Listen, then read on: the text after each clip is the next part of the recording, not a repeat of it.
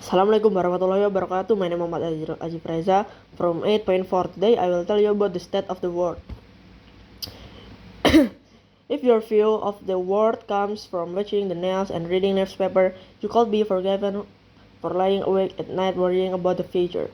Apparently, we're seeing violence and population rates, many humans but killing each other in ever large number and being born at rates the world resources can sustain. To make matters worse, all the wealth is concentrated on a handful of people in the world's richest countries. People in low-income countries live in poverty, while the West gets richer. Depressing is not it. Let's take global population first. It's around 7 billion now, in line with figure predicted by UN in 1958. By the year 21,000. The same expert predict it will be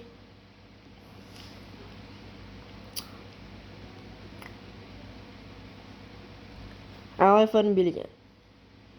But did you know that 11 billion is probably as high as that number will get? The rate of increase will slow down in the second half of the century thanks to falling birth rates today. In the last two countries, improvement in technology and health mean fewer children died young. Fueling rapid population growth, these large families produce even more children who survive into adulthood and had their own children. But with wider availability of conception in the 1916, the global average number of babies per woman has declined from 6 babies per woman to as low as 2. The biggest factor child mortality is poverty, and while it's still true that only 20% of the world takes about 17.4% of the world income. 90% of the world now falls into a middle income group with 11.6%. The smallest amount of people in history still living in conditions of extreme poverty if the majority of the world's people have money. International aid could realistically achieve the UN target of eradicating poverty by 2030. As poverty goes down, life expectancy goes up. Birth rates go down because parents can expect their existing children to survive and the global population stables. And from now, stories that make us think the world is increasingly violent place, there is cause from optimism too. Between the end of World War II, there were 30 wars that killed more than 100,000 people.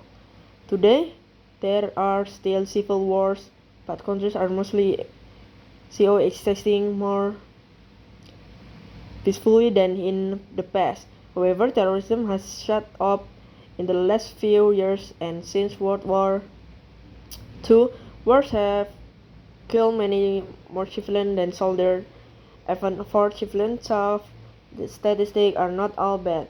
Although deaths are 9 times more likely to be a result of violence, crime, the political conflict. The global murder rate fell sadly from 8 per 100,000 people in 2000 about 5.3 in 2015. Of course, none of this means the world is perfect, and whether you personally are affected by war and poverty is often down to the lottery of where you are born. Also, we still face huge